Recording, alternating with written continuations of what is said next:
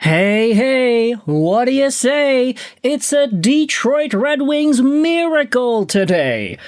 Because we had ourselves so many names enter the NHL waiver wire on this day, Sunday, October 5th, that there are just too many names to even fit onto one page. With this in mind, let's just go over to Frank Saravalli's tweet talking about notable players to enter the waiver wire today, which includes a select number of defensemen from the Detroit Red Wings. Oh my goodness, man, Justin Holl and Erik Gustafsson have been waived today. And you know what that means? With these two guys placed on the waiver wire, it means somebody might have stolen their jobs now, didn't they?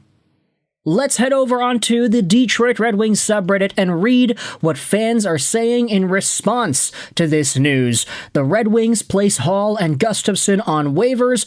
Oh my gosh, okay, it is happening. This is the best Red Wings day since the last time they waived Justin Holl. Holy crap, the rookies are here to stay. Let's go! 2 out means 2 in. I think there was space for one of them to begin with, so I think they can keep all 3 for 23. All right, so there you go, 25 on the roster. 2 out means that the rest can stay. And I think, just thinking about what this means for the Red Wings, this is such a... There's no effing way for anyone who remembers the Babcock days. Insanity. So hyped up to watch things go down now. Do you not remember just a few years ago when Dylan Larkin was a young guy? I mean, Larkin's still kind of a young stud right now, but he was drafted over a decade ago. And when he made the Detroit Red Wings, that was sort of the status quo of that team. Veterans, no young guys, all the immediate drafted prospects got some time developing in their junior leagues or college or the AHL. Even with Seider and Edvinsson, you can say there was a little bit of extra patience tossed out there. But now, we're seeing Axel Sandin-Pellikka earn himself a spot with the Detroit Red Wings. It says Grand Rapids Griffins on here right now. That's probably going to change. And you think about some of the other guys that have made impacts on this team. Michael Brandsegg-Nygard, Emmitt Finnie, ASP, 3 of them are staying because there was already space for one of these guys to begin with. The departure of Holl and Gustafsson means that the roster is now fixed. At least that's what we're going to assume based off of the workings of today. Not to dance on anyone's grave, but this is a power move by the Detroit Red Wings. I just pumped my fist to myself. Yeah, I feel terrible celebrating the destruction of dudes' careers, but I want to win, and I want the rookies to come up. It has to happen. And here's a good way to rationalize it. The way I look at it is, the dude's career could have ended a couple of years ago, but we saved him by offering him a contract. The eye test said he's been done for a while. It was just a matter of time. The unsung hero in all of this is Ian Mitchell. Him having a good camp and McClellan trusting him as a safety blanket helped make this possible. Ian Mitchell and Jacob Bernard-Docker, 2 very underrated signings. Now, you might be wondering, what does that mean? Mitchell was already sent down a few days ago, so I'm not sure what you mean. Abelair goes out there and replies, there is a chance that one of Justin Holl or Erik Gustafsson gets claimed, which means that the Red Wings would need somebody in Grand Rapids that seems capable to call up when someone gets injured. They still have Harmonic and Lagonson and the kids in GR, but he would be in the mix, I suppose. So, ultimately, we gotta give our props to Erik Gustafsson and Justin Holl. And I know you might be asking yourself, why? Why do we have to give these guys props? Yeah, I'm just trying to be courteous here, folks. Just trying to be sentimental to 2 players who got their jobs stolen from them at the NHL level. Stolen. It's not like Justin Holl was doing anything to deserve a chance in the NHL to begin with. We all kind of recognize that when he was signed on by the Detroit Red Wings a few years ago that it was kind of a mistake. Signed until the end of this upcoming season, $3.4 million a year. Justin Holl is overpaid as all heck. He does not provide anywhere near the value he should for that dollar amount. And you could always say that there was a bit of a pride thing here, right? I mean, they waived Justin Holl last time. He's still in the organization, so they're waiving him again.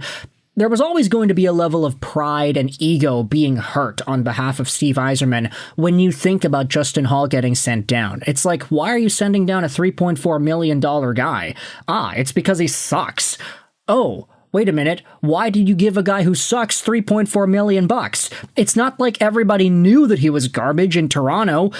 Multiple 20-point seasons, that's actually not bad, to be honest, but that production did not justify the defensive inefficiencies and the poor defending that he had. In Detroit, Justin Holl didn't produce 20-point seasons, so obviously there's not a lot to cheer for there. But now, based off of the events of today, I mean, Steve Yzerman's got to be praying that somebody goes out there and claims this guy, right? Any team need a right-handed defense who's making $3.4 million? Who knows? If it's not Justin Holl, maybe it's Erik Gustafsson, who himself is making $2 million a year till the end of this upcoming season. These guys, assuming they get claimed, are going to have themselves NHL opportunities, but if they don't, off to Grand Rapids y'all go, I guess. Gustafsson, to his credit, did produce 18 points in 60 games with the Red Wings last year. He has been a very strange-to-follow offensive defenseman who had some pretty solid years with various teams. His 60-point season in 79 games with the Blackhawks stands out as a very big plus. In fact, this was seen as quite the standout year, and it's why we talked about Gustafsson as an underrated Red Wing back when he was acquired initially. Hey, guess what? Who was on the Chicago Blackhawks in 2018-19? Well, you had Gustafsson, you had DeBrincat, and you had Patrick Kane. So all these guys were going out there and producing. Now they're in Detroit. Let's see if they can replicate that level of production. No, sorry, they can't really, or at least Gustafsson didn't. The point production from him was okay, but it wasn't 60-point caliber like it was in the past. But ultimately, just based off of the way these guys have played in the preseason, I mean, it's very clear to see. Axel Sandin-Pellikka is a much more valuable player, especially nowadays. He really came into his own over the course of the past few preseason games. I thought that he actually had a pretty rough start in the preseason, but as the thing has continued, he's definitely started to be a lot more confident and looking a lot more solid, taking that swagger, that pizzazz that he had in Sweden and bringing it to the NHL game.